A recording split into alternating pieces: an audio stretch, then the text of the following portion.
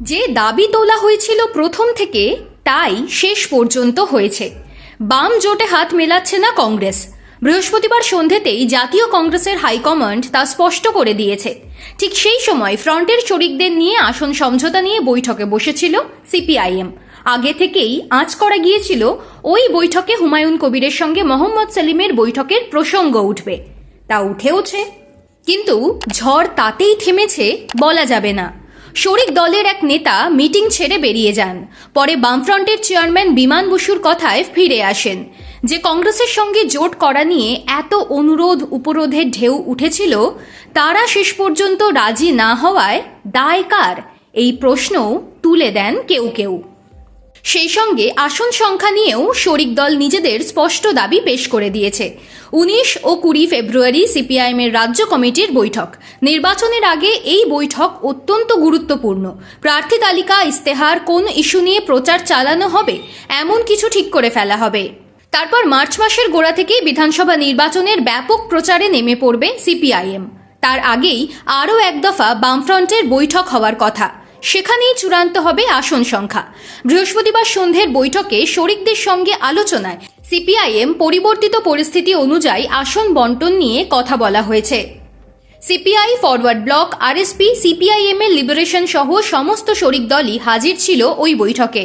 কিন্তু সেখানেই প্রশ্ন উঠেছে হুমায়ুনের সঙ্গে সেলিমের বৈঠক নিয়ে।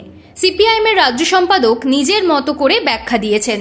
শরিকদের তরফে বলা হয়েছে সব ভুলে বাম ঐক্যে জোর দিয়েই এগোনো হোক, না হলে মানুষের কাছে ভুল বার্তা যেতে পারে। কংগ্রেস না আসায় শরিকরা কত করে আসন পাবে তা নিয়ে চর্চা প্রায় সেমিফাইনাল পর্যায়ে পৌঁছেছে।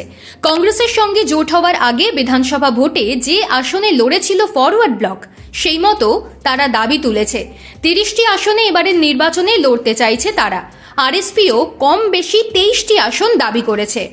অন্যদিকে সিপিআই 20টি আসন চেয়েছে বামফ্রন্টের কাছে।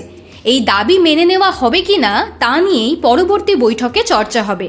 আসন বন্টন প্রক্রিয়ায় রয়েছে সিপিআইএমএলও। তাদের কত আসন দেওয়া হবে তা নিয়ে কথা হয়েছে। যা শোনা যাচ্ছে 10টির মতো আসন তাদের দেওয়া হতে পারে। চর্চার বিষয় হলো নওশাদ সিদ্দিকীর আইএসএফকে কত আসন ছাড়া হতে পারে।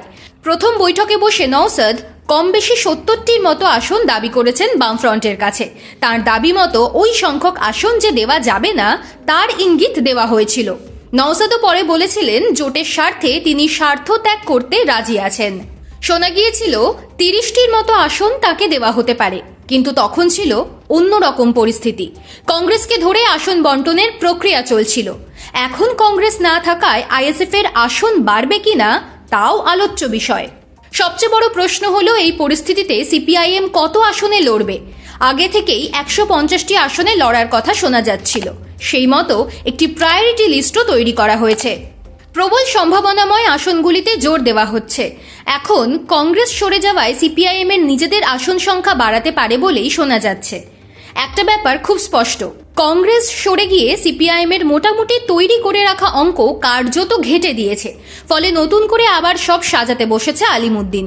উত্তরবঙ্গের বেশ কিছু আসন, মালদা, মুর্শিদাবাদের মতো অঞ্চলগুলোতে কাদের প্রার্থী হিসেবে দাঁড় করানো হবে তাও এখন ঠিক করতে হবে।